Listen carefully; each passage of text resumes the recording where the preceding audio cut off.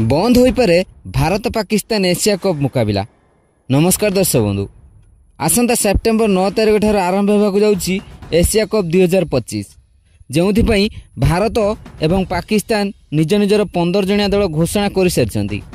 आउ Asia cup को नहीं सबु क्रिकेट प्रशंसक मानक मध्यरे अनेक उत्कंठा। भारत एवं पाकिस्तान भली मुकाबला बहुत चित्ताकर्षक होता है, हेले निकटरे पाकिस्तान ले भारतीय मानक ऊपर होइतिबा आक्रमण पर दुई देश मध्य संपर्क बहुत खराब हो सारी, जहाँ पर दुई देश मध्य लीजेंड लीग रे हेबाक थिबा मुकाबलारू भारतीय खेलाड़ी माने ओहरी जाइथिले, जहां बहुत भारतीय प्रशंसक माने स्वागत मध्य करथिले। तेबे एबे हेबाक थिबा एशिया कप पूर्वरू भारतीय cricket board Bharat Pakistan match को अनुमति देई आसंता एशिया कप रे भारत पाकिस्तान विरुद्ध मैच खेलियो बोली सूचना देइथिला। हेले एही निष्पत्ति पर किसी क्रिकेट प्रशंसक एही निष्पत्ति को विरोध करिसेंती। खास करी भारतीय प्रशंसक माने एही निष्पत्ति को विरोध करी बीसीसीआई पैसा लोभी बोली कहिसेंती, जहाँ पर भारत पाकिस्तान विरुद्ध मुकाबला बंद होबार आशंका सृष्टि होइछि। तेबे एही बाबद आहुरी अधिक खबर विस्तृत भाव में जणाइबु एही भिडियो रे, किंतु या पूर्व जदि आपण माने भारतीय दल को भल पाउछंती ताहले दयाकर भिडियो को लाइक कर दियंतु एवं भारत पाकिस्तान विरुद्ध मैच खेलिबा उचित कि नुहे दयाकर निजर मूल्यवान मतामत कमेंट कर जणांतु। तेबे आसंतु जानिबा संपूर्ण खबर।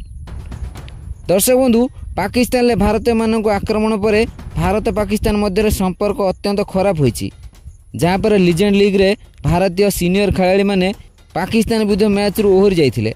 भारत सेमीफाइनाल भली मुकाबला रे पाकिस्तान विरुद्ध खेली नथिला, जहार फायदा पाकिस्तान लीजेंड दल उठाइथिला। दल सीधा बिना कोनोसी कष्ट फाइनाल को उन्नीत होइतिला। अवश्य दल सेठारे परास्त होइतिला। तेबे लीजेंड लीग रे भारतीय खेलाड़ी मानक एही निष्पत्ति को सबु भारतीय प्रशंसक माने स्वागत मध्य करथिले। भारत एही लीजेंड लीग रो चैंपियन हेबार गोटे दाबीदार थिबा सत्वे मध्य भारतीय खेलाड़ी मानक एभली निष्पत्ति सबु भारतीय प्रशंसक मानक मन जिणिथिला। हेले आसंता 9 तारिख ठारू आरंभ हेबाक थिबा एशिया कप रो जेबे कथा आसिला सेतेबेले बीसीसीआई एही बाबद रे बहुत चिंता करथिला। प्रथमे एही एशिया कप पाकिस्तान हेबार थिला, जेथिपाई बीसीसीआई पाकिस्तान को निजर दल पठाइबा को अनुमति देई नथिला। या परे बीसीसीआई एक प्रस्ताव देइथिला जे भारत तार सबु मैच यूएई रे खेलिबो, नहेले भारत एशिया कप रे भाग नेबो नाही, जहाँ पाकिस्तान को पसंद आसी नथिला। पाकिस्तान मध्य भारत रे प्रस्ताव राजी होई नथिला, हेले परे पाकिस्तान बीसीसीआई रे प्रस्ताव राजी होइतिला एवं भारत यूएई रे तार सबु मैच खेलु बोली सहमति मध्य प्रकाश करथिला।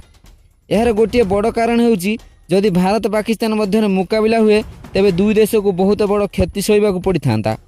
दुई देश कोटी कोटी टंकार क्षति सही थांते, जहाँ पर बीसीसीआई निजर 15 जणा दल घोषणा करथिला। तेबे बीसीसीआई रो एही निष्पत्ति रे किछि भारतीय प्रशंसक माने प्रश्न उठाई बीसीसीआई को टंका लोभी बोली कहिसेंती।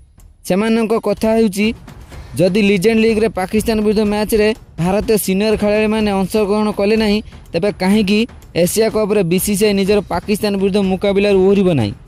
भारत कोन एते शीघ्र पाकिस्तान ले मृत्युवरण करथिबा नागरिकों कथा भूली गलानी बोली प्रश्न उठाइचंती, जहाँ पर यह अनुमान कराउछि कि भारत पाकिस्तान मुकाबला हुए तो स्थगित होई पारे। तेबे दर्शक बंधु, आपनक मतरे भारत पाकिस्तान विरुद्ध मैच खेलिबा उचित कि नुह निजर मूल्यवान मतामत दयाकर कमेंट कर जणांतु।